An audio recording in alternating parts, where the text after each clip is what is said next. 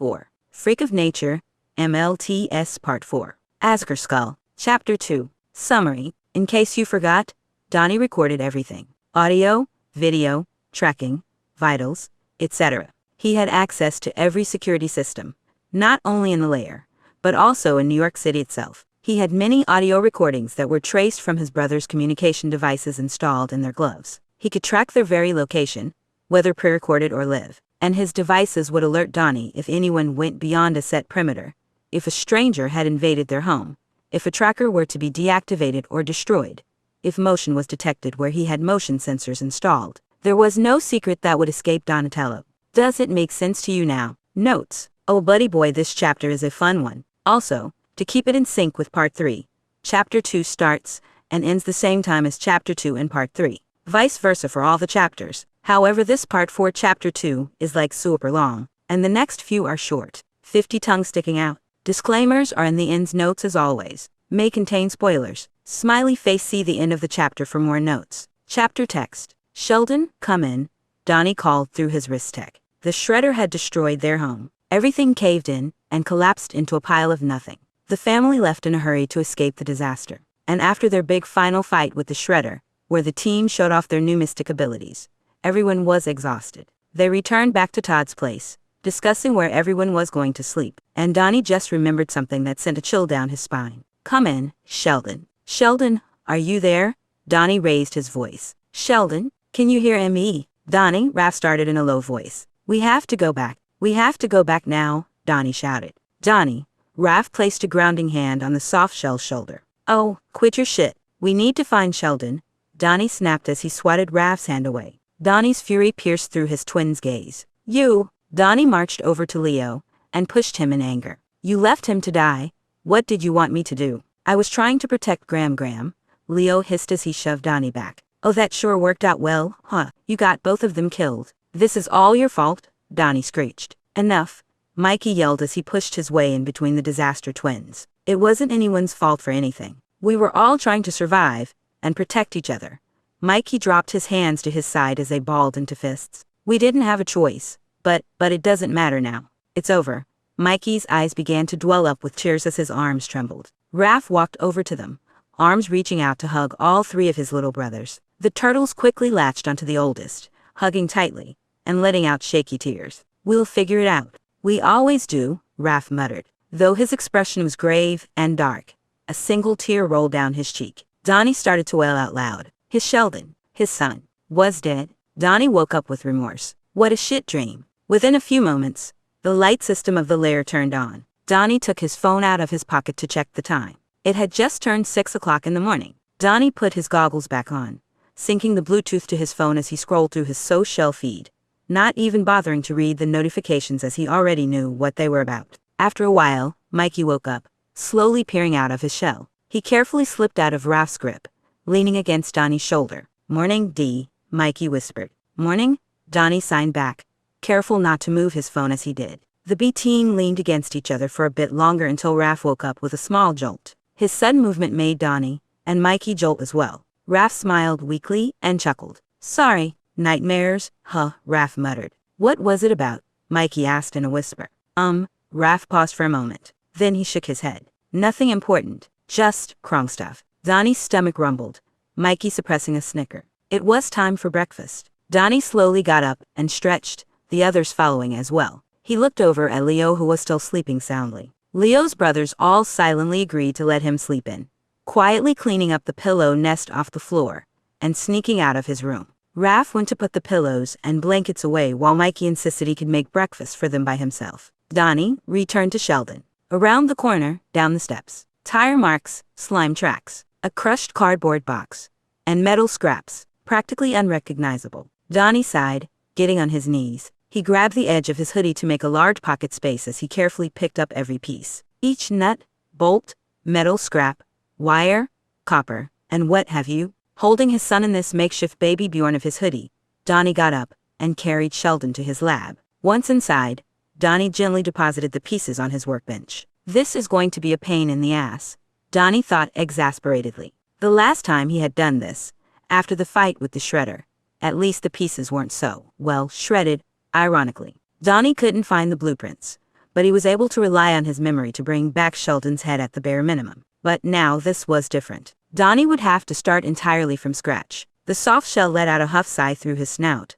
Flopping back in his chair only to wince a little at the discomfort on his still injured shell, he turned to his computer desk, turning on the monitors. I want to see it. Donnie went over to the camera systems. In case you forgot, Donnie recorded everything. Audio, video, tracking, vitals, etc. He had access to every security system, not only in the lair, but also in New York City itself. He had many audio recordings that were traced from his brother's communication devices installed in their gloves. He could track their very location, whether pre-recorded or live, and his devices would alert Donnie if anyone went beyond a set perimeter, if a stranger had invaded their home, if a tracker were to be deactivated or destroyed, if motion was detected where he had motion sensors installed. There was no secret that would escape Donatello. Does it make sense to you now? I want to see what happened. Donnie pulled up the footage of the night of the crime. He scrubbed through the camera feed, noticing how there was an intruder alert around 37 minutes and 40 seconds since the start of their adventure. Watching it play like a movie, 37 minutes and 58 seconds, April and Splinter were on the shell hog, knocking into the cardboard box where Sheldon sat. 37 minutes and 59 seconds. The sister Krong ran after them, with no regard to the defenseless little robot on the floor. Donnie grimaced, his index fingernail turning white as he pressed it further into the mouse. He brushed his arm off to the side with a scoff, and spun his chair around. That fucking freak of nature. She had no regard for my ingenious tech. No regard for me, and my brothers, for anyone's lives. Donnie wished he could mutter swears right now, but all that came out was an aggravated trilling from his lips. KC, listen to me.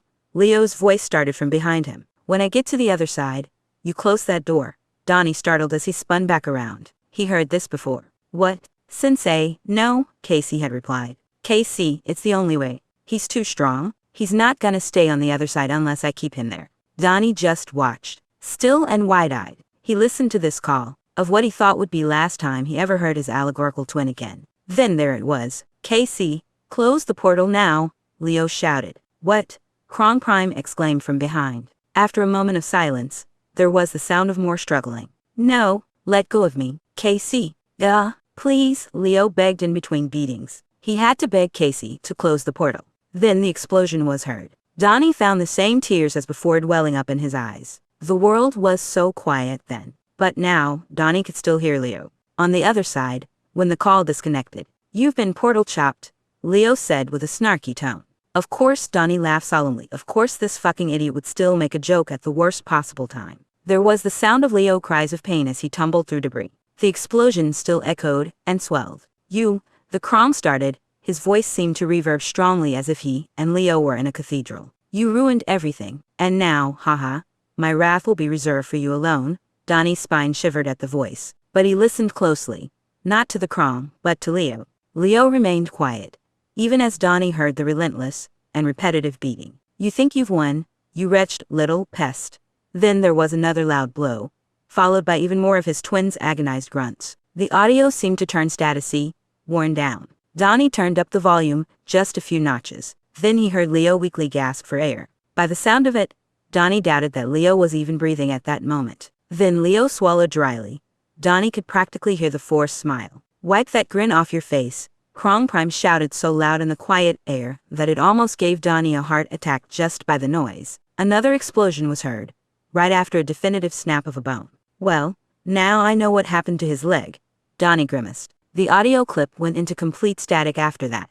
Donnie turned it off, not wanting to listen to it anymore. Donnie slumped back in his chair with a quivering sigh as he wiped away the tears that were now streaming down his face. By Curie, the Krong wasn't going to kill him, he was going to torture him. Make his death as slow and as painful as possible. It sounded so fucked up, so twisted. Fitting for a freak, a thought came to Donnie. As soon as it emerged, Donnie quickly tucked it away. No way, that's ridiculous, a rational voice exclaimed, but it felt right, a fair game, reasonable. Donnie felt an odd chuckle escape him. Then he smiled, relaxed yet determined. A fire started burning in his heart, a drive, a motive. He knew what he had to do, and already his mind was thinking of ways on how to do it. Donnie's ingenious creativity began to take over, sparking thoughts and ideas as they seared into his memory, taking mental notes. For the first time in a while, Donnie felt happy. Was that what this feeling was? It must be, for Donnie noticed he was still laughing in a low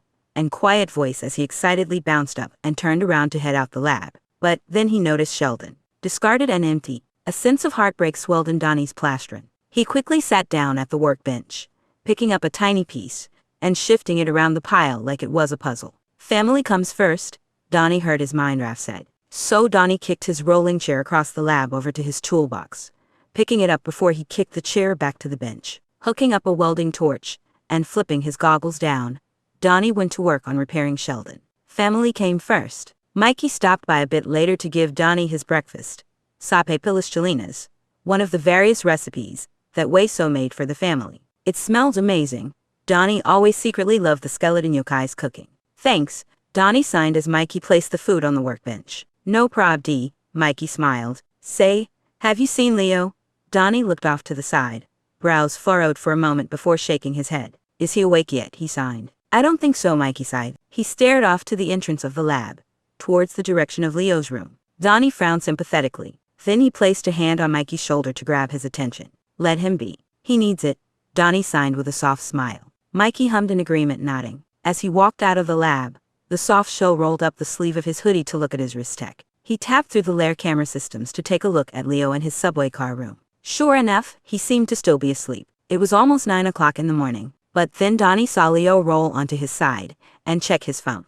Oh, so he is awake. Donnie shrugged it off and went back to work. A few more hours have passed. Donnie finished nibbling away at the last sopapilla that was now cold as he kept focused on his work. Trying to piece all the tiny-ass pieces of Sheldon back together was incredibly tedious. However, tedious work was just a part of engineering. There was no easy way around it. April and Casey stopped by to say hello. April walked towards Donnie, spinning his chair around to force him to stop working and face her. Typical Donatello, always busy, at work even right after an alien invasion, April teased with a smug look. Donnie sneered at his sister before looking over April's shoulder at Casey. The kid was just staring at the shells mounted on the wall. April looked over at Casey too. Casey, April asked. Casey made no response, his brows furrowing as he continued to stare at the battle shells, like they owed him money. Donnie got up and fluttered a hand at him. Casey still did not break his gaze. Then Donnie scoffed, and stood right up in front of the teen, snapping his fingers. Casey startled backwards as he blinked back from his trance, shaking his head. Ah, sorry, Casey muttered. I'm okay. It's fine, really. Is something wrong?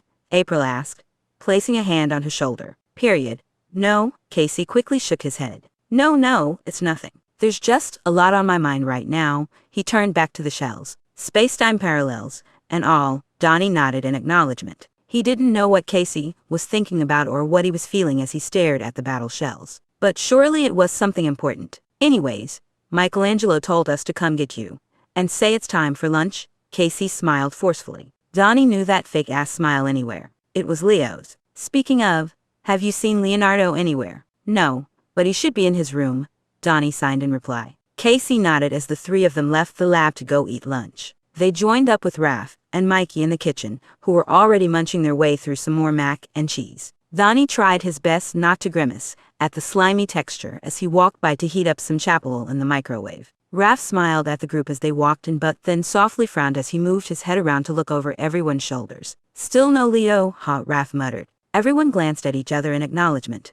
Raph sighed, picking up a spare bowl of mac and cheese that was clearly set out for Leo, and made his way over to Leo's room. While Donnie's food heated up, he checked the cameras on his wrist tech. He could see Raph walk over to Leo's room, peering through the window. He set the bowl down in front of the door and gave a light knock before he left. The microwave beeped in an annoyingly high pitch. Usually, Donnie would watch the timer and brace himself for the inevitable alarm. The softshell grabbed his plate and then sat at the table beside Mikey. Raph returned to the kitchen as everyone sat down and ate their lunch together. Leo's seat remained vacant. Then Donnie went back to work. It was past 1 o'clock. Leo was still in his room. Donnie kept glancing between his work and the cameras on his wrist tech to see what the problem was. Sure, Leo slept in a lot, but this was too much. Something was wrong. Donnie wasn't the only one who noticed either, watching Mikey through the cameras as he looked down the stairway that led to Leo's room.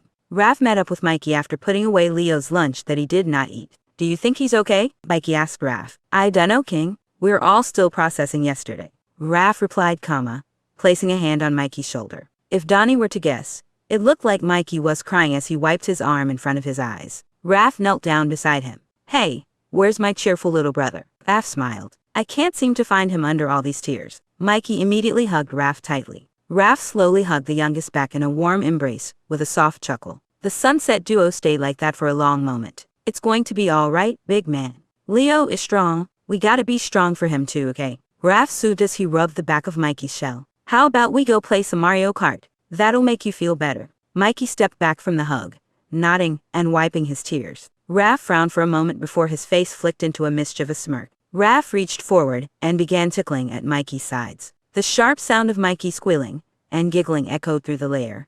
Donnie could hear it from his lab too. Raph's low laughter followed along as well. Mikey playfully shoved Raph's hands away as Raph got up and gave his little brother a pat on the head, the two of them walking away. Donnie smiled softly at the two of them, checking the camera in Leo's room one last time before getting back to work. But then Donnie saw Leo move around in his bed. Had he not left his own bed since last night? Was he hurt? Sick? Then Donnie remembered Leo's broken leg. Ah, that's right. That had to be it. Maybe Leo was in pain but didn't want to bother anyone. The slider was usually stubborn and annoying like that. With that in mind, Donnie got up and started heading towards the med bay when Mikey passed by with his Nintendo Switch in hand. Perfect timing. Donnie fluttered a hand in front of Mikey. Can you go check on Leo for me? Donnie asked in sign.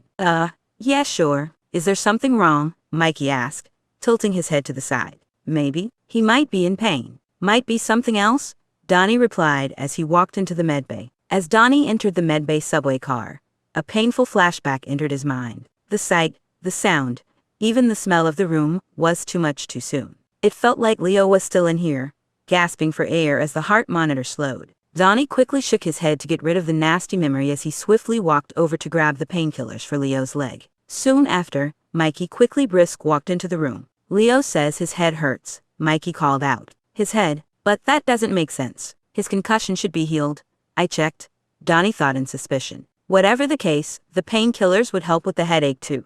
Donnie handed 2 pills to Mikey. Give him this, and something to eat too, Donnie signed. Mikey held the pills in a tight fist and nodded, hurrying out the med bay and towards the kitchen. Donnie headed back to his lab. This wasn't the first time Donnie remained in the background, pulling the strings of the story, but it certainly wouldn't be the last. Does it make sense to you now? Donnie sat back down at his workbench and continued to work tirelessly on welding all the tiny metal pieces together. As he worked, he checked his wrist tech to see Mikey and Leo sitting together on Leo's bed. It was nice to finally see Leo smile. Mikey laughed. Haha, yeah, Dr. Feelings is here to save the day. He flashed a prideful grin and snapped finger guns at Leo. With a soft pew-pew, Mikey jokingly shot the finger guns at Leo and giggled. Leo playfully clasped his hands against his plastron and fell back dramatically. Oh, you got me. I'm dead. Bleh, Leo said satirically. Oh fuck, Donnie thought his realization set over him. That's right.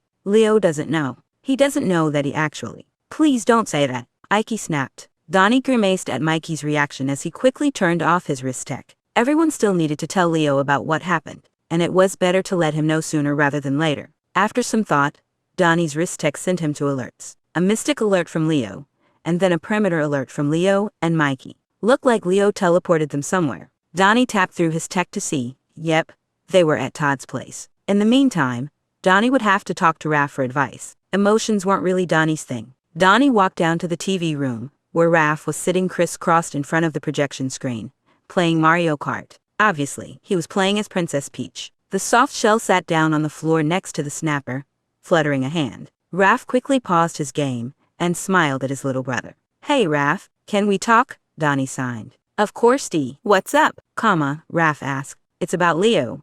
He still doesn't know what happened, Donnie signed nervously, trying his best to keep his hand still. We need to tell him soon.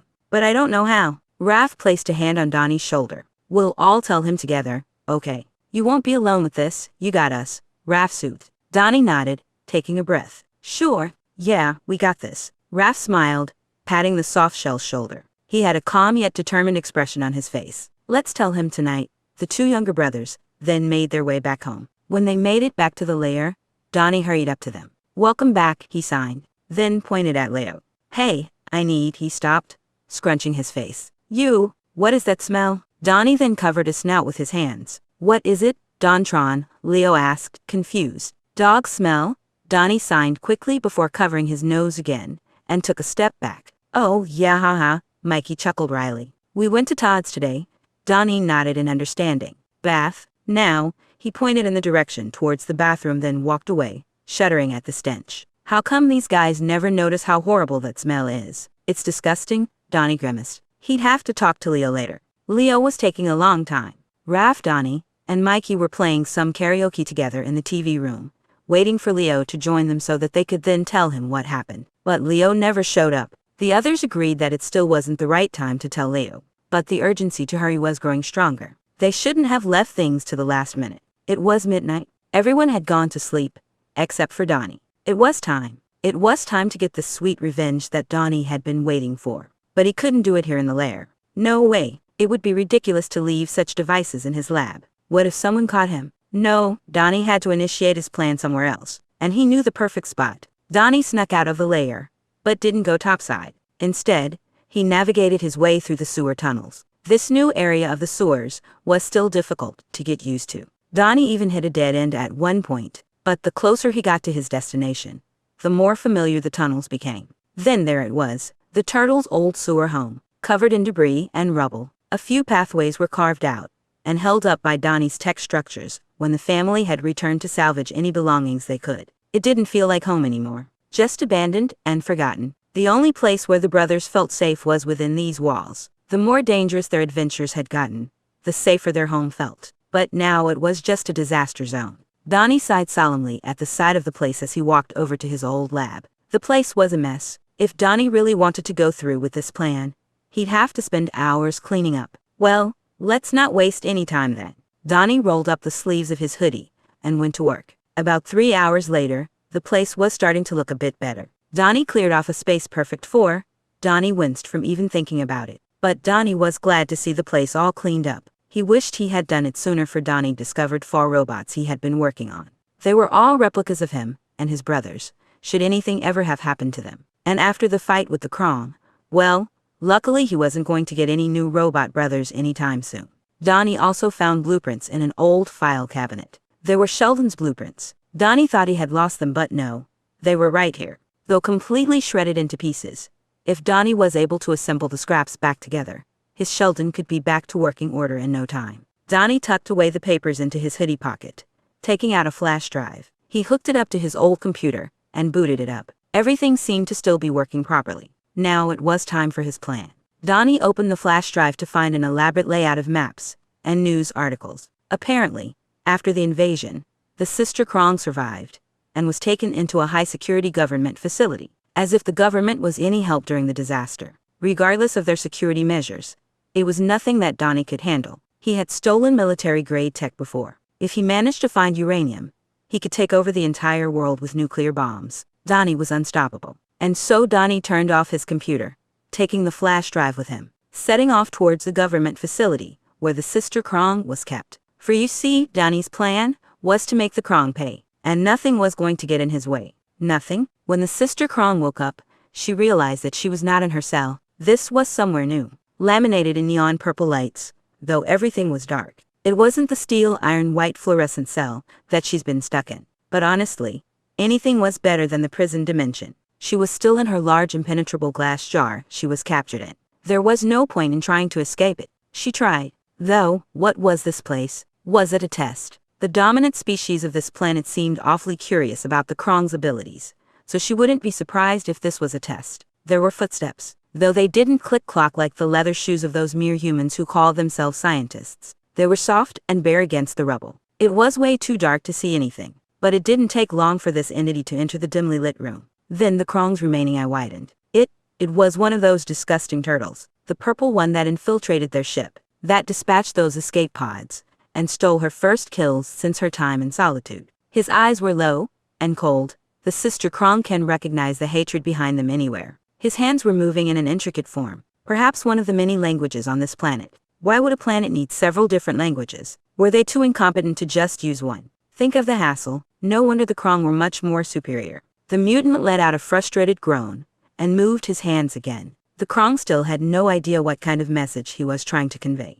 He let out an irritated sigh, then snapped his fingers. Emerging from the shadows were these droids. They looked exactly like the turtles. The purple one's robotic replica approached him. His hands moved again, now to the robot. Then the robot spoke in the purple one's own augmented voice. ASL translation activated, said the droid. It seemed to be interpreting for the turtle as he signed. You and your kind are freaks of nature. You've destroyed my home, my family, and you in particular destroy my. The turtle froze, shutting his eyes, and taking a breath. I don't think it's a fair punishment to have scientists keep you in captivity, and have you well cared for. No, I will make you pay for what you've done. I will make you cry out in agony as you die a slow and excruciatingly painful death. Then I'll bring you back to life, and have you watch yourself die again, and again and again. I may not know your lifespan, but rest assured I will make sure you continue to be tortured long after I'm gone until you finally reach your life expectancy, and rot away in that incubation chamber. The turtle paused. He seemed to be suppressing a laugh, an evil laugh that the Sister Krong was very familiar with.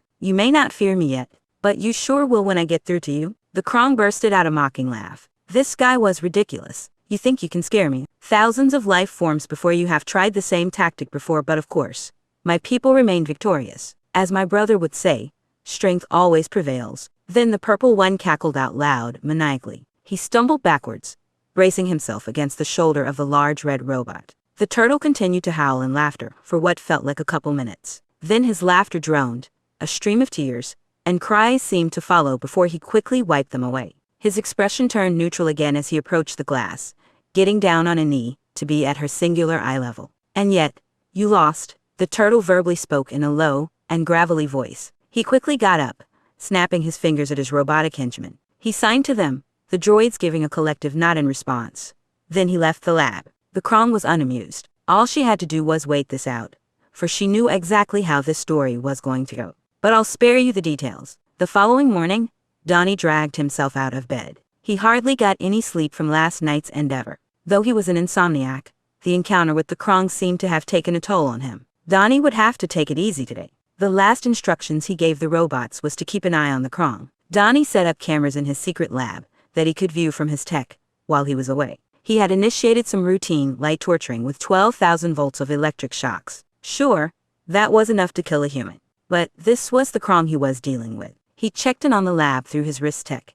It was satisfying to see the Sister Krang groan in pain at each time shock. He felt a chuckle rise inside him but quickly controlled it. Donnie was not sure why he laughed last night with such insanity. He wasn't sure how to describe the feelings going through him. It was too much emotion for him regardless. Too complicated to decipher. Donnie yawned and rubbed his tired eyes, feeling the heavy eye bags underneath. Coffee time, Donnie told himself. A fuck ton of it. He tugged at his hoodie, which Donnie still refused to take off for even a second. He slowly dragged his feet out of his subway car and down to the kitchen to get some breakfast. His other brothers were already up. Leo was coincidentally starting to brew a large pot of coffee.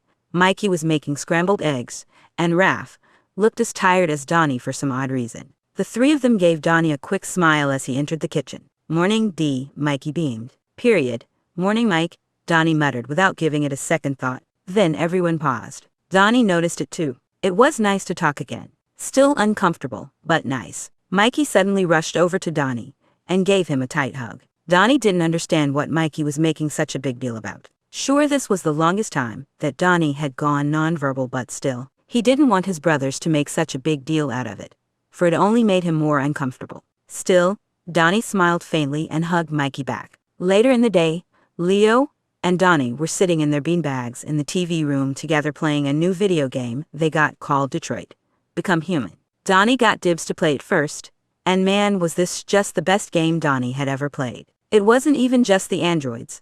It was every little invention Donnie came across that enhanced this world's quality of life. There were so many inventions Donnie just had to try and make himself. Most importantly, it reminded him of Sheldon. Sheldon was just as alive as these androids. Sheldon was more than just a machine. Donnie continued to play as Leo watched. They both snickered at each other when they came across Leo Manfred, Donnie jokingly pointing out that the slider was a lot like him. Then it was Leo's turn to play. Donnie sat back and watched as Leo arrived at the chapter called Broken, where Marcus brings his platonic father, Carl, back home after a party, and his son had broken into their home. Donnie waved a hand to Leo. Wow, Leo, stop being a dick to your dad, he signed sarcastically with a smug smile. PFFT. It's not actually me. Leo is just a common name, the slider laughed. Leo continued playing the game, making Marcus become deviant and having to make his first genuine choice. Push Leo or endure. Donnie scooted his beanbag closer and craned his neck over to Leo's tympana.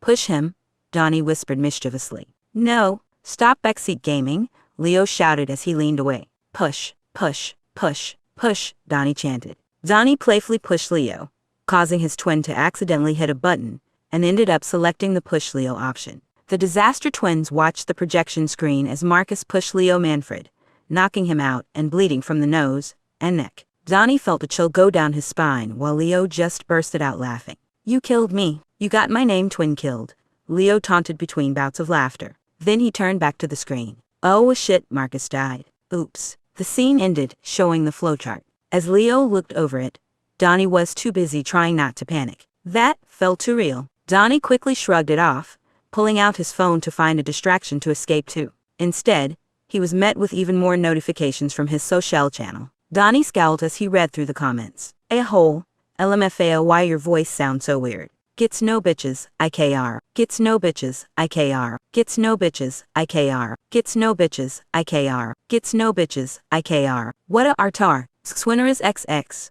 OMG, do you ever shut up? No one likes your science rants. Butch Hartman's toenail. What are you doing? W your hands, lol, kinda childish. Donnie kept on reading more comments of the same dumbass thing. He tried to pretend that it didn't bother him. The soft shell knew that he was better than that. So why did it still hurt? And the comments just kept on repeating. You're so retarded, why do you act so weird? This is why we need a cure, guys. TBH, no one cares, stupid, you got brain damage, or SMTH. Yoink, Leo chimed in as he snatched Donnie's phone out of the soft shell's hands. I'll be handling this. As Leo typed through his twin's phone, Donnie noticed the tears that were welling up in his eyes. He quickly wiped them away with the sleeves of his hoodie, trying to control his breath. Then Leo handed back Donnie's phone. Done, Leo smiled, blocked and reported. Donnie tried his best not to sneer at his phone. He just didn't understand why his brothers never treated him the same way as these people. Why are you so nice to me? He signed to Leo. What do you mean? Leo asked. My voice is weird, and you're always complaining about my speech mode. I don't click W anyone's jokes. I come off as rude a lot. I can't control my volume. Donnie signed as his eyes began to water again. I'm a monster, Donnie, Leo started. A freak, a weirdo. Even though I hide my face now, they still. Donnie, Leo shouted as he smushed Donnie's face between his hands. Leo hushed. You may be a genius, but you're acting real dumb right now. Don't listen to those fuckers. Easier said than done, Donnie signed with a frown. Sure, but Donnie, they don't know you. They say that stuff because they just don't understand. They're trying to make themselves feel better about their sorry-ass lives, Leo explained as he crossed his arms. And I know this sounds incredibly cliché, but it's true. People hate those who are different. That's humans for you. Donnie huffed a sarcastic laugh. You sound like Draxum, he signed. Don't compare me to him, Leo muttered with grit. Still, I'm still so different from you, and our brothers, Donnie added in sign. How come you guys never treat me like that? I wouldn't be surprised if you did. Because we are your brothers, dum-dum. We know you, Leo exclaimed. So, you'd never call me a freak? Donnie signed. Never, Leo stated. Donnie was not usually the type to cry, but somehow, that did it. He bursted into tears and immediately hugged Leo tight. Leo quickly hugged Donnie back. The disaster twins held each out like that for a while. The world may suck, but you got me. And I promise, nothing will ever change the fact that I love you. Nothing at all, Leo reassured.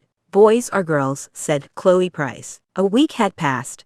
Leo and Donnie were sitting on the floor of the TV room, playing a new game they just bought called Life is Strange. Leo was the one playing the game while Donnie watched, judging his every move. Currently in the game, the main character, Max, was about to go swimming with her friend It's Complicated, who asked which locker room they should take. Obviously, I'm picking boys, Leo answered. Yay, Donnie spoke. What? And new. I'm just being respectful, and not choosing the girls, Leo protested in a teasing manner. The disaster twins had been hanging out more together, usually with video games, and thanks to the yokai medicine, Leo's leg was no longer in a cast and Donnie's soft shell was no longer bandaged up, and he was able to wear his battle shell again, along with his other accessories. It was nice to no longer have his soft shell exposed. A while earlier, Donnie was in his lab. He managed to fix up Sheldon's head and started downloading the system drive to Sheldon's memory, which was basically Sheldon's default coding. With it, Sheldon should be back to where he was before the Krong, Well, no matter. Sheldon would be back soon. He had to be. Though the download was taking hours to get done. Leo found the soft shell in the lab and practically dragged him out of there to go play video games. Donnie watched Leo play as he came across Nathan's locker. It had medications in it. Diaz, Pam, Donnie stuttered as he squinted at the projection screen. Isn't that for like, muscle spasms? Asked the medic of the team. Donnie quickly searched up the name of the medicine on his phone, and then showed the screen to Leo. The screen read, diazepam is an anxiolytic and sedative mainly used to treat anxiety, muscle spasms, and seizures. Combining it with other substances, such as alcohol, could lead to a coma or even death. You boy, I can see why Nathan has that, Leo mumbled. Drugs, party, Kate, Donnie added. Leo nodded as he continued on with the game. After a while, Leo and Donnie switched turns on the controller. A couple hours later, Mikey sat down next to Leo, wanting to join in. What game is this? He asked, glancing over the screen. Life is Strange, Leo replied as he watched Donnie play. What are you doing in it right now? The youngest asked, stretching his head over to look at the second oldest. Crime, Donnie said without expressing anything. Mikey looked over at Leo to specify. Leo just gave a smug smile. Crime. Mikey gave them both a puzzled look, and then turned back to the screen. After a few more minutes, Donnie's wrist tech beeped. Download complete, the notification read. Donnie's face lit up with a rare excited expression. It's done, he whispered as Donnie sprang to his feet and ran out of the room.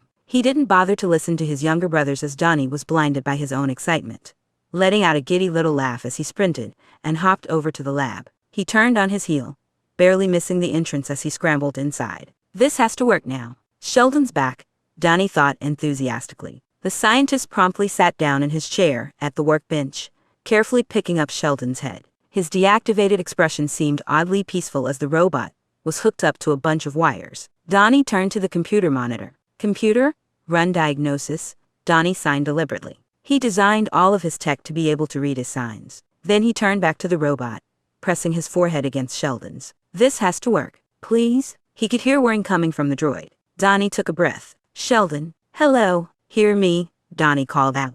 He waited with bated breath. But there was nothing. No responsiveness recorded, the computer announced. Donnie placed Sheldon back down with a sigh. Damn it, back to the drawing board then.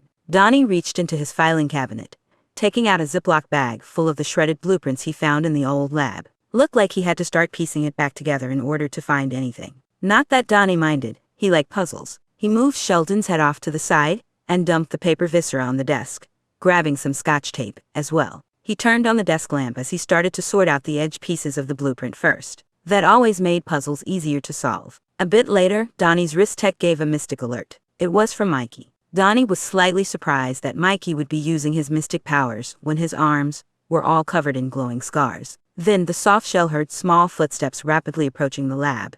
Judging by the soft clack, it was most likely his father. Purple, come quick, Orange needs your help, Splinter shouted as he skidded into the lab. Donnie jumped to his feet. What? He asked. He is hurt. Blue asked you to get some painkillers from the medbay. Go now. I'll get Red, Papa demanded before running back out of the room, Donnie quickly following behind. Splinter took off towards Raph while Donnie entered the medbay. He grabbed the painkillers before turning on his heel towards the doors. He met up with Raph outside, both of them sharing a curt nod before rushing over to the TV room. Donnie saw from the top of the stairs his two younger brothers. Mikey was slumped over and was shivering, while Leo was resting a hand on his shoulder. Here, Donnie shouted. He ran over to them. Raph was following right behind. Donnie, we need your help, Leo started before Mikey screamed again. Donnie and Raph were taken aback by that.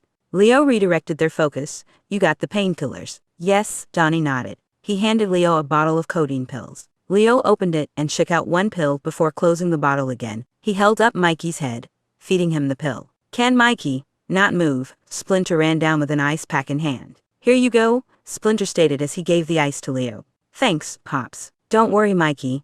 We'll have you feeling better in no time, Leo spoke calmly. Donnie watched as his hypothetical twin did his work, going into his infamous Leo medic mode. Donnie knew. He saw Mikey's arms when they first arrived home from the prom. Mikey said he was fine, but it was obvious that he was hiding something. Why did Donnie ignore it? What else could he be ignoring? No, Donnie had cameras, audio recording, and trackers. There was no way he would miss anything. Nothing could hide from him. Donnie needed to remain diligent. Hang in there, Angelo. The medicine should kick in soon, Leo soothed. Want me to hold you? Raph asked Mikey. Mikey nodded, still shaking. Raph shifted behind him, carefully wrapping his arms around the orange turtle, and gently pulling him backwards against Raph's plastron. Mikey winced as he was moved but didn't protest. After a while, Mikey's crying slowed down, and his body relaxed, nerves glistening dimly. Seems like Michelangelo's injuries are more complicated than we thought, Splinter mumbled. Yeah, I'm not so sure what else we can do about it, Leo agreed. Donnie nodded as well. Perhaps it's best if we look for a real doctor. No offense, Leo, Raph pointed out. But how? We got this whole situation to deal with. Leo gestured his arms around himself. I do have some connections in the hidden city. I'll ask around, Splinter said. We will figure it out, my sons. Don't worry. Family comes first. Later that evening, Donnie got a mystic alert from Leo. It looked like he went to Weso's place. Donnie wasn't intrigued. Leo would often go to Weso's when he was feeling down. The soft shell continued to work on piecing the blueprints together in his lab. It was getting late. Leo still wasn't back yet. Again, this did not surprise his twin. But Donnie kept an eye out in case Leo took too long and needed to be dragged back home. That could happen sometimes. No big deal. Another mystic alert from Leo. Then another immediately after. Then another. Was Leo portal hopping or something? Donnie checked his wrist tech to find Leo was in an alleyway beside a convenience store. He used his tap into every security system and New York app to see Leo was holding a box. It was hard to tell what it was in the dark. Then Leo began to walk home. Donnie got a perimeter alert. Leo was home. The purple turtle checked the cameras to see the blue one now in the light of the lair. He was holding.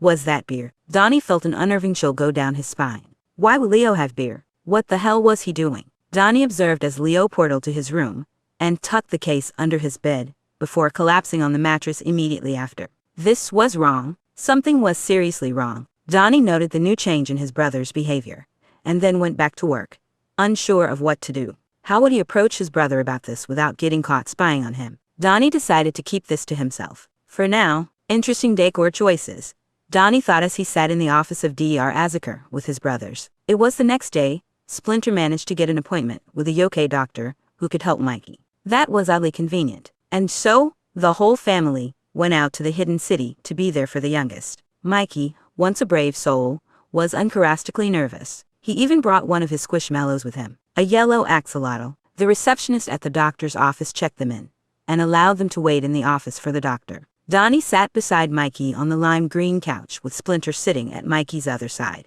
Leo and Raph were behind the couch, Leo resting his forearms on top while Raph crossed his arms. Donnie started naming things while they waited. The dull turquoise walls, patterned gray wood floor, paintbrush white ceiling, and the frame doctored on the wall behind the desk along with the intersex inclusive progress pride flag, Mexican flag, and Chilean flag. The simple white desk, the plastic red crate of stim toys.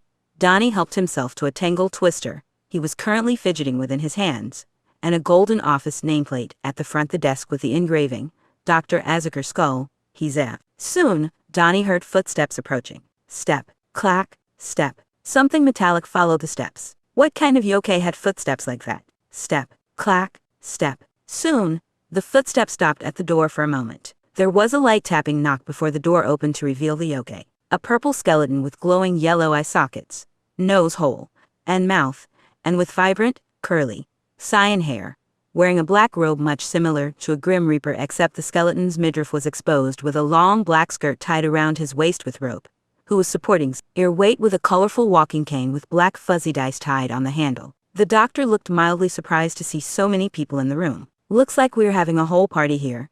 Huh? The skeleton teased lightheartedly. Dr. Azaker walked over to his desk and sat down, propping the cane up against the table. So, which one of you here is Michelangelo?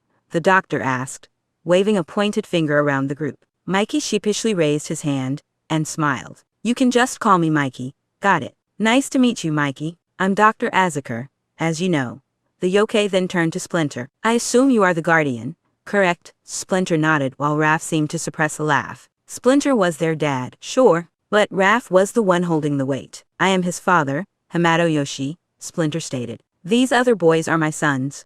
Well, it's great to meet all of you. So, let's get to business. The doctor clasped his bony hands together. Tell me, Mikey, what's going on? I heard you used mystic powers during the Krong invasion. That must have been hard. Mikey looked down at his arms, showing his cheek. Well, yeah, I guess. I may have opened an interdimensional portal. Mikey chuckled nervously. The damage left glowing scars on my arms. They hurt, yeah, but I thought I could handle it. Turns out it was worse than I or any of us thought. May I see them? Dr. Azaker asked, leaning forward to get a look over the desk. Mikey nodded, pulling off one of his gloves to show the glistening scars. The doctor examined them in a strange sense of awe. Then Xe nodded in understandment, leaning back in his chair and glancing over at their walking cane. I understand what it's like to be in your shoes, but still, my case is different from yours. The yokai doctor turned to his computer and started typing away at something. Before I can make a diagnosis, we're going to have to run some tests. And looking at your medical records, it looks like you have no medical records. The skeleton quickly gave a side-eye look at Splinter. No worries. We just need to get some lab tests done, and then I can set you up with an NCVEMG test. A what now? Mikey asked, tilting his head. The skeleton paused, pressing his clasped hands to his lips. It tests your nerves and muscles, but I do have to warn you. These tests can be pretty uncomfortable. The doctor turned back to his computer, typing away. I conveniently have an opening today, but I completely understand if you want some time to think it over. It can be a lot. All eyes were on Mikey as he rubbed the little hands of his axolotl plush. Then he collected his resolve with a determined grit. I can't handle it. I'm not afraid of no test, Mikey exclaimed. Dr. Azaker blinked in surprise at the box turtle. Then Xe smirked, looking back at their computer. I like your bravery, Mikey. Well, if you're so sure, we'll get you set up right now. And so, the brothers and their dad were sent on their way to get Mikey's tests done. Donnie would soon realize that uncomfortable was a severe understatement. It was just something that doctors said to not scare their patients. When they got to the neurological clinic, it turned out that the NCVEMG test was pretty painful for Mikey. The NCV stuck wires onto him as it caused various electrical shocks, some more painful than others. The EMG stuck needles into his muscles, and those ones looked really painful. At one point, Raph couldn't take it and had to leave the room. Donnie followed him. The soft shell found the snapper outside in the hall, wiping his tears. Sorry, Don. I'm just not strong enough, Raph mumbled as he leaned his shell against the wall. What? Why? Donnie asked, confused. Raph paused for a moment, fumbling with his fingers. I wasn't strong enough when when Leo's heart stopped. I backed out like a coward. I'm supposed to be the big tough guy. I'm supposed to protect everyone, shield them, support them. Raph took a deep breath. But ever since the Krong, I've been scared. I'm always scared. I'm scared of what I can't protect our brothers from. What if something happens to you or Mikey, or Leo, and I can't do anything to save you? Raph's voice began to croak as tears flooded out. Period. What am I supposed to do? I'm nothing without a plan. Donnie placed a hand on Raph's shoulder. He didn't really know what to say or sign, but he knew that Raph liked hugs. Those usually helped the snapper calm down. Donnie leaned his head on Raph's plastron as Raph immediately held Donnie in a tight hug, squeezing the poor half-phobic like a teddy bear. But Donnie collected his composure and hugged Raph back. Donnie would find a plan. Later that night, Raph, Leo, and Donnie were on their way back from a mission when Donnie got hit in the back of the head by a paper ball. Ow, Donnie whined in irritation. Oh, sorry, Don. I didn't know you were there. Mikey apologized with an unwarranted worried look. Leo reached down and picked up the paper ball. He unraveled it, looking at the mangled drawing. Leo's face twisted into something funny that Donnie couldn't describe. But then he just smiled. Looks cool, Mikey, Leo complimented. It sounded sarcastic, but Leo's voice was always like that. Maybe it was sarcastic because Mikey didn't seem happy as he quickly swiped the paper from Leo's hands, scowling at it. But Leo was trying to be nice, right? Why was Mikey angry? Then Donnie remembered the fight they had earlier. Mikey was benched from missions after Dr. Azaker gave the diagnosis. Mikey loved showing off his razzmatazz during missions. Maybe that was why. It made perfect logical sense after all. Donnie nodded at himself for his problem-solving intelligence. Leo walked off towards the kitchen as Raph headed to his room, and Donnie to his lab. Donnie sat down at his workbench, shuffling the little shredded pieces of the blueprint around. The soft shell still couldn't stop thinking about the funny face Leo made earlier. Twin intuition, if you will. Donnie rolled his eyes, so the purple turtle sighed as he leaned back in his chair and tapped through his wrist tech to check the cameras. After a moment, Donnie found Leo in his room. See, he's fine. Quit being paranoid. What was Leo holding? Donnie zoomed the camera in to get a better look. A chill went down Donnie's spine. That's a knife. That is a fucking knife. What was Donnie supposed to do? He didn't know how to confront this. Mikey would know, but, oh Mikey. Mikey shouldn't see this. So by process of elimination, that left Raph, Donnie whispered as he quickly grabbed his phone. Donnie wasn't good at lying, he knew that, but it was easier for him to lie through text. Hey, I'm ordering pizza. Can you check in on Leo and see what he wants? Donnie texted Raph. After a moment, Raph texted back, sure. Get me a pepperoni and bacon pie. Equals. Donnie took a deep breath, not daring to check the cameras again. He didn't want to see how the events were going to unfold. But still, Donnie crossed his fingers and hoped he made the right choice. Donnie needed a distraction. He turned back to his desk, flipping his goggles down, and taking his blowtorch to meld the broken Sheldon pieces back together. Sure, he already fixed the head, but he needed something mindless to focus on. Hey Donnie, Mikey called out. Hey, Donnie mumbled. He tried his best to keep his emotionless bad boy image on so that Mikey wouldn't catch on. Mikey glanced over at Donnie's work, the soft shell getting slightly irritated with having someone breathing down his neck right now. Wanna play a game together? Mikey asked. Can't. Busy, Donnie answered sharply, hoping it was enough to push his brother away. Mikey seemed to get more angry than what Donnie intended. He scoffed. I've been stuck at home this whole entire day. And even when you guys get back, you act like I don't exist. Why? Mikey complained bitterly. Donnie sighed as he leaned back in his chair and lifted up his goggles. Busy, he snapped. I'm sorry, Mikey, but I can't let you know what's going on. Not yet at least. Mikey scowled, and then turned up his snout in a snobby tone. Okay, well since you're being a butt, I'm gonna pester Leo. Mikey shouted as he swiftly turned around and started to leave the lab. Fine, Donnie replied as he returned to his work, not really paying attention. It's not like I care. Donnie paused as he had a moment of realization. Never mind, I do care. Donnie spun around to find that Mikey had already left the room. Shit, he muttered under his breath. Donnie got up and started sprinting over to Leo's room as he found Mikey at the top of the stairs. But before Mikey could take another step, Donnie placed a hand on his shoulder from behind him. Never mind, let's play, Donnie said, forcing a warm smile on his face. There was a shout. Mikey looked over at Leo's room before Donnie quickly wrapped an arm around him and guided Mikey to the TV room. Mario Kart, wanna race? Donnie smiled. He hoped this was enough to distract Mikey. As they walked off, Donnie thought to himself about what went down between Raph and Leo. For once in his life, Donnie wasn't curious enough to find out. He didn't want to know. The next day, Donnie had been spying on Leo like a hawk. Nothing bad happened, but Leo kept acting like something horrible just went down. Donnie was not good at comforting, that much he knew. But still, Donnie felt like he had to do something. Just something. That night, Donnie watched as Leo pulled out his phone and threw on his headphones, playing some music. After a hot minute, he scooted off his bed and reached for the beer case and ripped it open. Donnie stopped watching after the third can as the soft shell climbed up the ladder to his bed. Still wearing his battle shell, as having his soft shell exposed was too much. He'd have to do something about this. Soon. Donnie, wake up. Leo's sick, Mikey screeched as he shook Donnie awake. The soft shell woke up with a jolt, immediately getting up and hitting his head on the ceiling. Oh fuck, he exclaimed, rubbing his head before turning to his brother, who was leaning over the ladder of the bunk bed. What? Donnie hissed. Leo's sick. He's been throwing up in the bathroom and has a headache.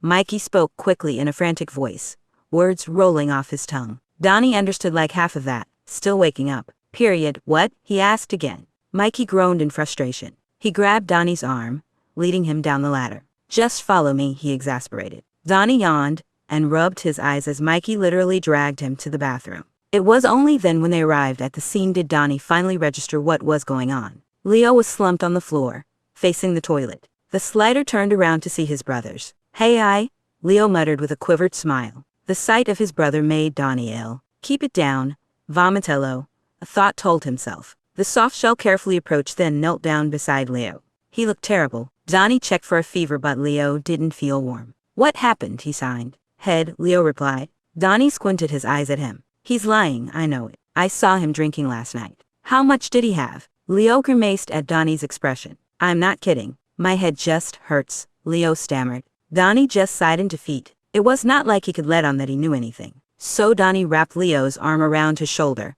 and carefully got his brother to stand up. Leo's eyes seemed to be spinning around. Where we going, Don? Leo slurred. Med Bay, Donnie replied sharply. Leo winced, trying to lean away from Donnie's grip. No, Med Bay, too bright. Too bright? Donnie thought. Yeah, I guess the lights can be too much for a hangover. Donnie didn't like bright lights either, which was why his lab was always dimly lit. The soft shell sighed again, Fine, he muttered, deciding on taking Leo to his lab. Should I do something to help?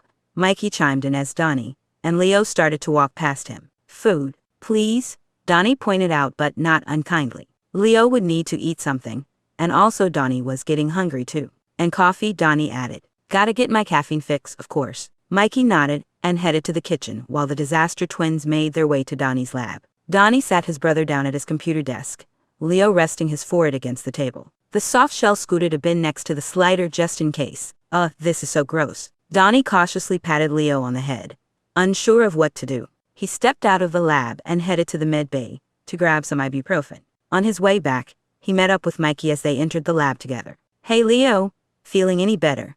Mikey asked as he set a tray down beside the slider. Donnie instantly noted the cup of water on the tray and quickly rushed over to move his keyboard away. Better not spill that shit on my tech. Donnie then put the bottle of ibuprofen down on the desk and headed over to sit at his workbench. Man, he really needed to fix this stupid blueprint mess soon.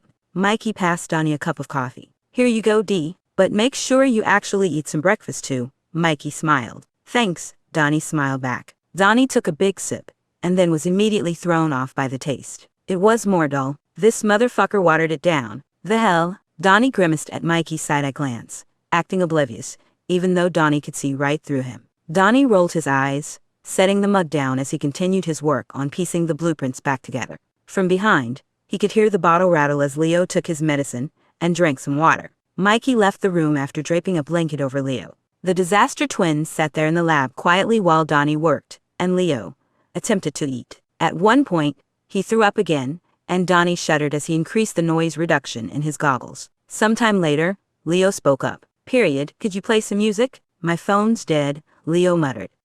And not any of that electropunk headache. Please? Sure, Donnie nodded. He pulled out his phone and started to play some lo-fi music while he worked. Together, Leo and Donnie listened to the music and occasionally engaged in conversation. After that day, Leo kept coming back to the lab to hang out with Donnie. That night, Donnie snuck out again once everyone had gone off to bed. It was time to pay a visit to his guest. But first he stopped by East Laird University, April's college, and snuck into the science building. He remembered April talking about some super toxic herbicidal deforestation bomb. He saw it during their fight with the Krong. April had a ton of vials in her bag. Those vials were what saved him and Mikey from getting crushed.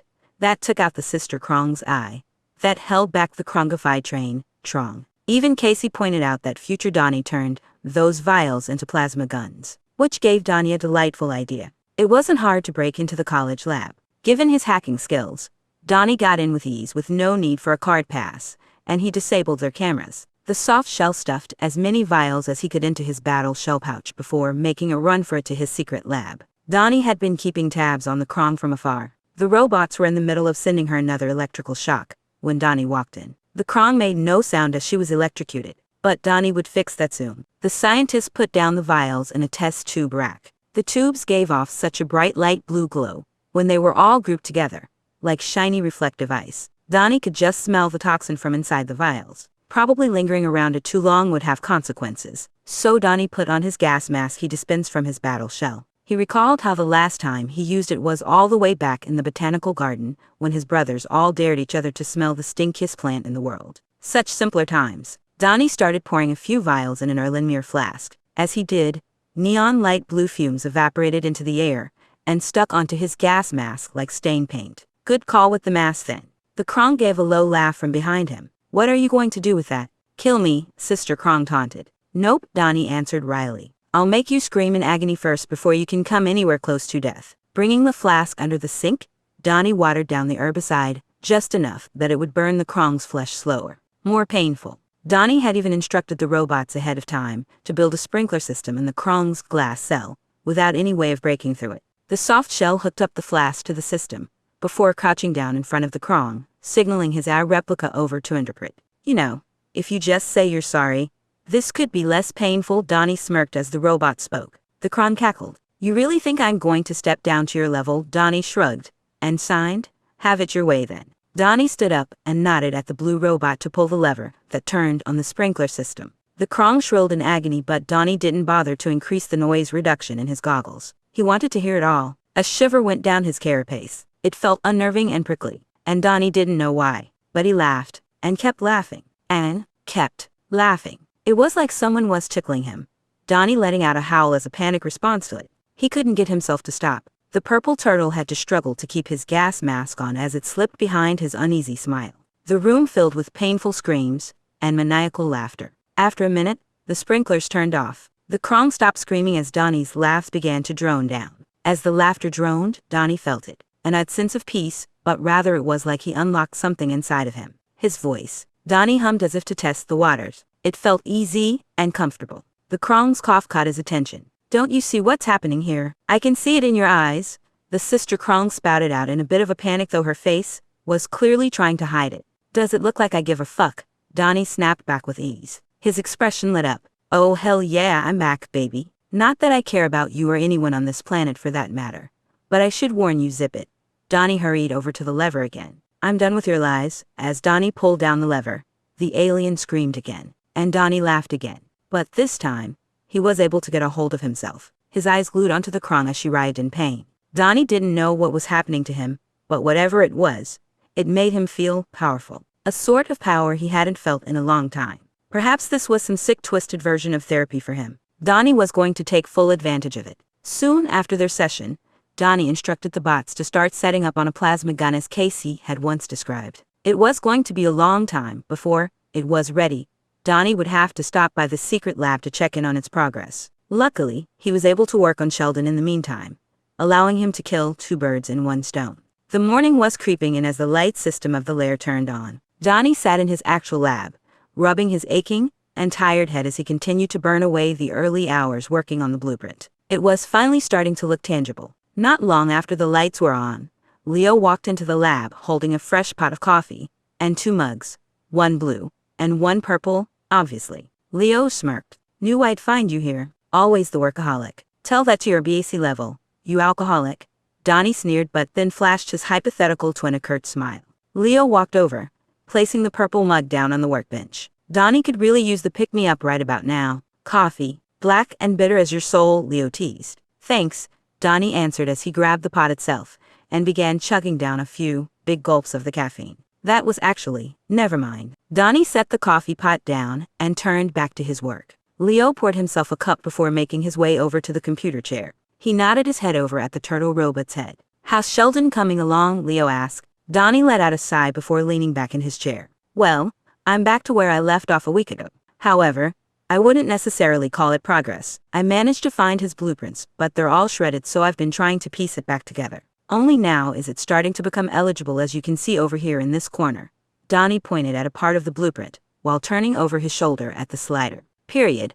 Why are you looking at me like that? Something wrong?" Leo had this amused look on his face, brows furrowed. He blinked and straightened his posture, shaking his head. "Oh, no, it's nothing. It's just, I haven't heard you talk so much in a while." Leo smiled sympathetically. Donnie wryly huffed out a chuckle. "Yeah, well, get used to it," he mumbled as he turned back to his work. It did feel nice to ramble again, even if no one bothered to listen to him when he did. He didn't need anyone to listen. He just needed to let it out. "Mind if I play some music?"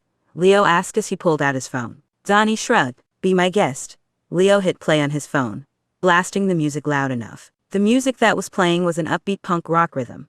It matched Leo's personality. Donnie rolled his eyes at his brother's shenanigans and took another sip of the coffee pot as he listened along to the music. Welcome to a new kind of tension. All across the alien nation, where everything isn't meant to be okay. The disaster twins continued to listen to the music together, talking loudly enough over the music to hold a conversation. Soon it transitioned to singing along to the music, especially during the musical numbers that Leo threw in the playlist. Their performative energy was running on fumes and pure caffeine. At one point, another song played. Donnie recognized the electropunk beat and melody. "Aw yeah," Donnie laughed. "This song is my jammy jam. I thought you'd like it."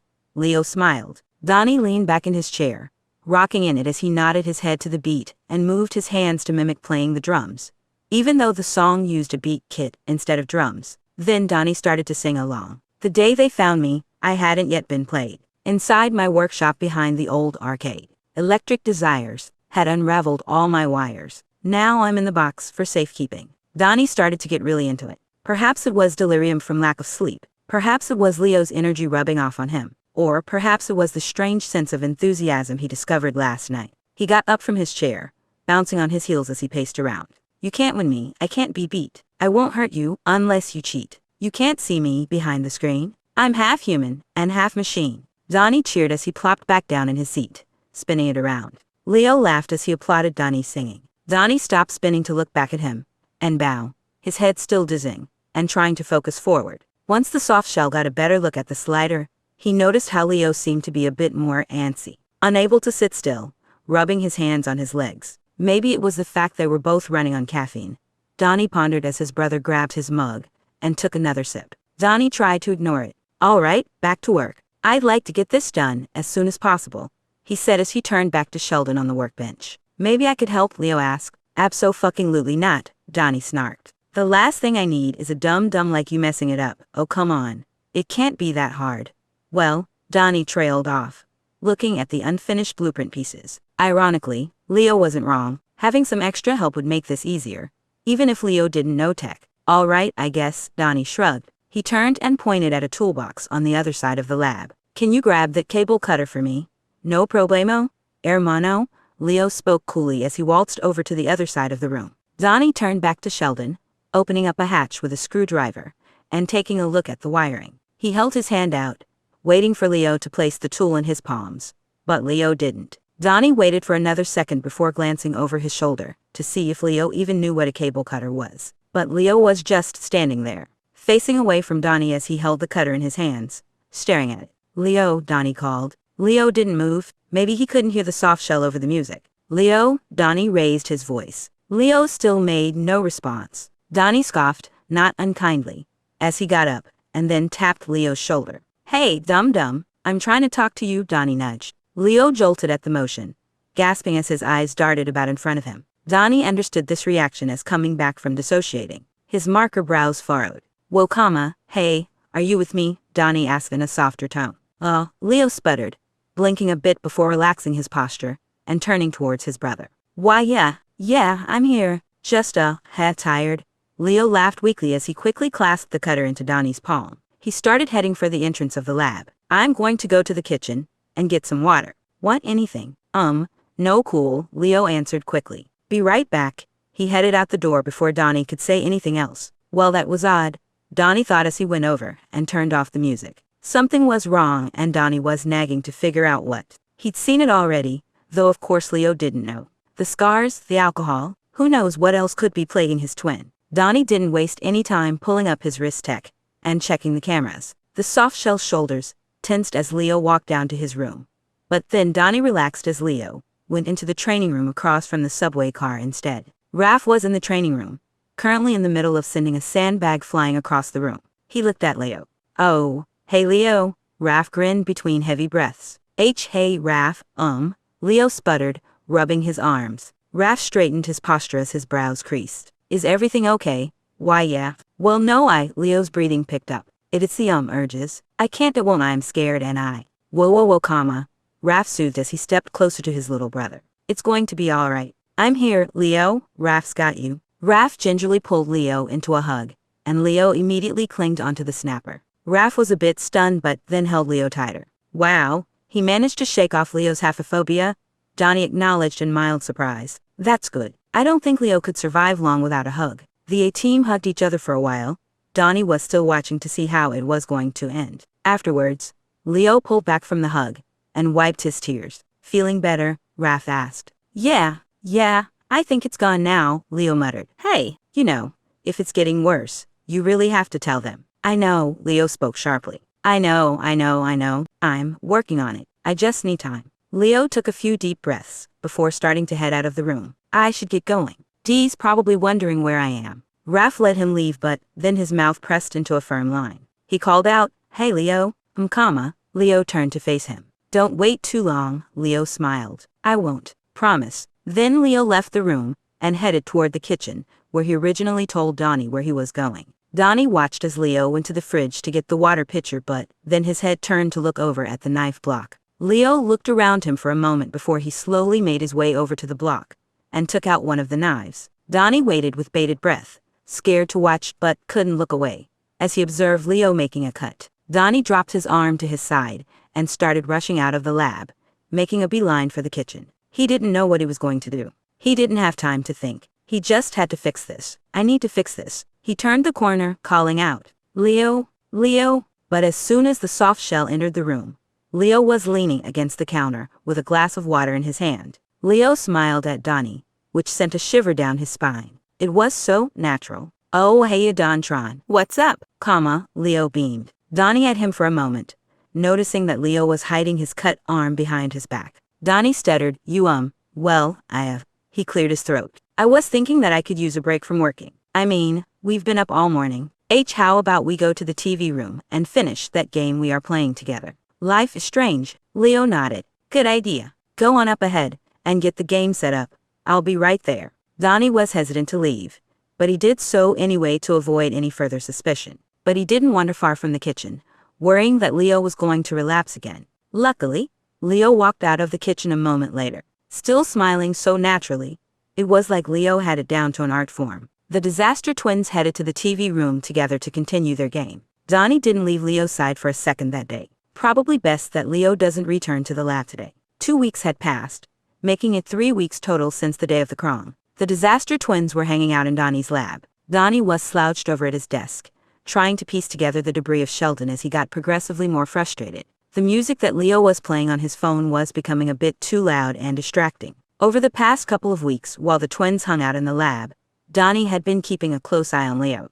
Not like that helped much. Leo still relapsed here and there. Raph seemed to be helping him, but Donnie didn't know how much longer it was going to last. The music suddenly gave off a loud beat. Donnie let out an irritated groan.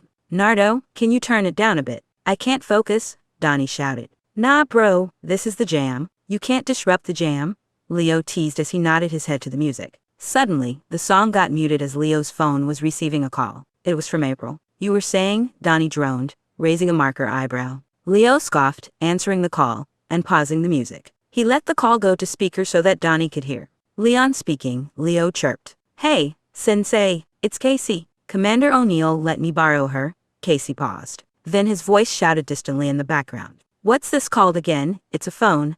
April shouted back at the other end of the call. Casey returned closer. Right. A phone. Anyways, Leonardo, I have something to ask you. It's a message from you. Future you. Future me, Leo mumbled. Then spoke up. What is it? Is there trouble? I'm not sure. But, Master Leonardo, what does grab a slice mean? Casey asked cautiously. Leo's eyes widened in surprise. He smiled, knowing that his future self was still the same Leo. His smile turned into a smug grin. I'll show you. So this is grabbing a slice. I don't get it, Casey questioned as he took a slice of pizza from a box that Leo held out for him. It was sunrise. Everyone was on the rooftop with mountains of pizzas waiting to be devoured. Wait for it, Mikey pressed on. Casey hesitantly took a bite. Then his eyes lit up with joy. So much better than rats, the turtles, and April nodded in agreement while Splinter felt slightly offended. Hey, Leo wrapped an arm around Casey's shoulders. He shot Casey a wink. The rest of the world we saved is pretty great too. Casey smiled. April slid in front of the group, using Splinter's tail as a selfie stick to hold up her busted phone. All right, everybody, look up here. The shutter clicked. Casey asked to take a look at the photo. The rest of the group walked over to the pile of pizza boxes, opening them up and grabbing a slice. Donnie was still hesitant though as he picked up his pizza box, sticking out his tongue at it in disgust. Too slimy, too cron-like. Suddenly, he was caught off guard by the dumb silly face Leo was making that made Mikey laugh. All his brothers were enjoying their pizza. Donnie had to at least give it a shot right. He gingerly took a slice and nibbled on it as he listened to the following conversation. Man, it felt good to eat something that wasn't just bread. April, you just got a message from someone named Cassandra, Casey said, puzzled as he handed the phone to April. Whoa, looks like our friend, Cassandra, here has been busy, April exclaimed. That's my mom, Casey shouted in surprise. He didn't look too happy. His eye was twitching. That gave Donnie the strangest thought. There goes the space-time continuum, Donnie stated. He was surprised that the whole universe didn't collapse from it. That was how it usually went in those movies. Everyone shared an awkward laughter as Raph went over to join Leo, who was sitting on the ledge. Donnie and the others wrapped up eating their food before catching up to the 18.7. This wasn't about me, Leo started. It was about all of us doing what needed to be done. Because we're heroes. Raph chuckled. You said heroes, he teased. Mikey and Donnie shared a laugh at Leo's expense. It was funny to finally see Leo acting like the leader that Splinter told him to be. Everyone gradually stood up, looking over the glorious view of the city. There it is, gentlemen. Our home. What a town, Donnie stated, as he crossed his arms. Beautiful, Mikey agreed. And if it needs defending, we'll always rise to the challenge, Leo said. Speaking of which, you know what challenge I'm gonna rise to? Raph started. Then suddenly, he pushed Leo's head down in a teasing manner. Beating that record, Donnie bounced on his knees, shaking his fists, before he activated his jetpack, and blasted off into the air, and chased after his family, Leo rolling his eyes as he ran behind them. Everyone gathered all the pizza boxes, and more, and stacked them all on top of Raph's head. Everyone cheered him on with excitement as Raph stumbled, and made his way to the top, to beat Leo's pizza box stack record. Hold still, ow, you poked my eye. I said hold still. It's hard to do that when you're poking my eye. Well, it's hard to apply your eyeliner if you don't hold still. Leo sighed as he rolled his eyes before allowing Donnie to continue his work on Leo's new look. After getting back home from the pizza party, Donnie had an idea on a new look for his emotionally unavailable bad boy image. He figured it would fit the villain portrayal Donnie had been discovering inside himself. Not that he was a villain, per se. Why, Donnie would even call what he was doing a good deed. He was getting revenge on the bad guy. How did that make him a villain? His nails were painted black, and he had a fancy eyeliner design that seeped over his mask as well, looking like a frowning crescent moon, with 3 dotted lines under the eyelids. As soon as he was about to finish his look, Leo walked in on him. Donnie was a bit embarrassed, but before he could come up with an excuse, he haphazardly asked Leo if he wanted to join too. The shocking part was that Leo actually said yes. Donnie felt that manic excitement seep in, though he tried his best to hide it behind his smile. There, how's that? Donnie said as he put the eyeliner down and held up a mirror to Leo. He decided to make their looks match by giving Leo little triangles under his eyes that resembled the sun, with upturned wings on the outer corners of his eyes. Leo seemed to smile in an oddly warm way. Hey, aye, not too bad, hermano. Donnie shook his fists ecstatically like maracas in a stem. He bounced up from his bunk bed, climbing down the ladder, and running out of the room. Hang on, I got an idea. Donnie rushed over to his lab to grab a small paper bag. He got his makeup stuff a few nights ago, when Donnie snuck out again. In the middle of stealing the makeup from a local mall, he spotted the silver moon and star earring jewelry at Hot Topic, and it gave him the perfect idea. Donnie hurried back into his room with the small paper bag in his hands. He tossed the bag up to Leo, and then climbed up the ladder, sitting back down. Donnie took the bag and reached in, revealing the handful of small black boxes. Donnie opened one of the boxes and showed Leo the jewelry. I got these a while ago, and I was wondering if we could, decorate our mask tails with them. Like human ears, Donnie suggested. Leo made a long, audible gasp. You are a fucking genius. I love it. Let's do it. Thanks for pointing out the obvious, Donnie stated with a smug look. The Disaster Twins then helped each other pierce their mask tails,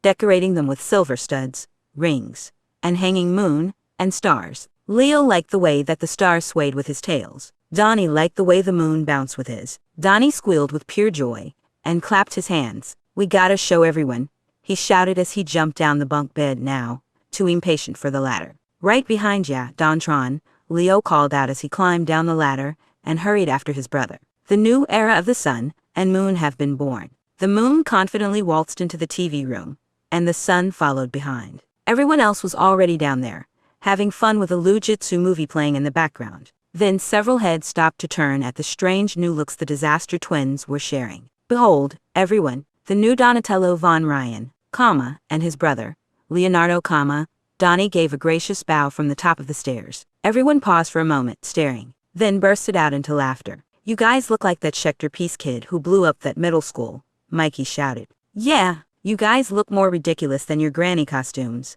April cackled. Hortense says fuck you, April, Donnie grumbled as he and Leo walked down the stairs to join the group. It's certainly something, Casey stated, a bit confused. I like it, Raph shrugged. It's nice to see you guys bonding. Hey, I'm just doing this because Donnie asked me to, Leo stated very clearly. Leo seemed to be embarrassed by everyone's reaction, no matter how much his smile hid it. Donnie wasn't bothered by it though. No one understood the reason why Donnie put on his look, nor was he going to explain it. If Donnie was going to be the theatrical mad scientist that people see in shows and books, then he obviously had to complete the look. Hey Case, what's bugging ya? Leo asked as he wrapped an arm over Casey's shoulder. Everyone else turned to see what was going as well. Casey seemed not happy. Oh, hey Leo, it's nothing. It's just, Casey paused for a moment, gathering his composure. I just never thought I'd get to see her again. He was staring at the photos on April's phone. Well, why don't you go say hi? We can help, April chimed in, overhearing the conversation. What? No. I can't do that, Casey stammered, a bit panicked. Well, slow down there, Junior. Don't worry, Raph said, joining in. How come you don't like her? Casey paused for a moment. He sighed. Period. It's not that I don't like her, it's just weird. It's been years since I've seen her. I'm not sure I'm ready. April placed a hand on Casey's shoulder and smiled sympathetically. Hey, that's okay. There's no need to rush. I understand. Everything must be so strange and new for you. We can take this one step at a time. Casey smiled back. Thanks, Commander O'Neill. And we can start with getting you out of that nasty outfit, April sassed. How long have you been wearing this? And do you even know what a shower is? Or brushing your teeth? Bestie, you stink. Everyone shared a chuckle. Soon after, April and Casey left and went back to their apartment. The others stayed to continue watching Lu Jitsu movies playing on the projection screen. It was nice to have a moment to relax, even though Donnie was itching to get back to work. He knew his brothers wouldn't let him leave to burn himself out again for the millionth time. The brothers all sat down on the floor in front of the screen, all except for Leo, who was still standing up and staring at nothing. Donnie turned to look at what Leo was staring at, but he couldn't find anything. Leo, Donnie asked as he turned back to his twin. Once again, Leo made no response. Donnie stood up. The others did as well as they started to notice what was happening. Leo, are you okay? Raph called out. Leo's breathing quickened, his eyes now staring down at the floor. Oh no, not again. Donnie stepped towards him, hovering his hands out. Leonardo, snap out of it, Donnie shouted. Leo blinked and looked up at Donnie, still trembling. Leo stumbled and took a step back. After looking around at the group for a moment, Leo collapsed down to his knees, crouching on the floor and trying to gather his composure. He subconsciously covered the back of his head with his hands. Mikey crouched down beside him, gently placing a hand on Leo's shoulder. Leo flinched. Is everything all right? Leon, Mikey asked softly. You can tell me. There's Dr. Feelings again. I'm fine. I'm fine, Leo stuttered. I can't tell you're lying. You keep saying that yet you keep having these panic attacks. Mikey spoke. Please, Leo, I need you to be honest. Leo sighed. He shifted, sitting down on the cement ground and holding his knees to his plastron. His face twisted up at a thought in his mind. Leo looked up at Raph. Donnie knew already. I don't know, Mike. I've just been feeling funny, but not my usual funny way. Like muddy and kinda slow, Leo explained, seeming puzzled at his own answer. Sounds like typical trauma stuff. Mikey shrugged. Or, you're into hibernation, haha, he joked. First of all, it's brumation, Angelo. Turtles don't hibernate, Donnie corrected, intelligently. Second of all, it's the middle of August. Leo tugged his head closer down. It was like he was trying to hide in plain sight in front of everyone. In a way, he was already doing that. My son, Splinter spoke. He reached over from behind Leo, placing a small rodent hand on his shelf. I understand how difficult the Krong situation must have been for you. But understand that we're here for you. Whenever you need us, I'm here for you. Way to take initiative, Papa, Donnie thought, but not unkindly. Leo opened his mouth to speak, but no words came out. He seemed tired. He got up, walking towards the stairs. I'm going to bed. Good night, Leo mumbled as he left. As the night settled in, Donnie had the sense of realization that Leo was pushing everyone away, more than he had ever done in his entire life. Something was wrong. There was a problem, and Donnie had to fix it. It was what Donnie did best. He was supposed to fix things. He would fix things. I am going to fix this. Notes, disclaimers, fourth wall breaks, might spook you a bit, IDK. Torture, oh buddy boy, this is gonna be fun. Ableism, medical trauma, alcoholism, self-harm, panic attacks, emos. Breathe, take a breath. You ain't seen nothing yet. Heart.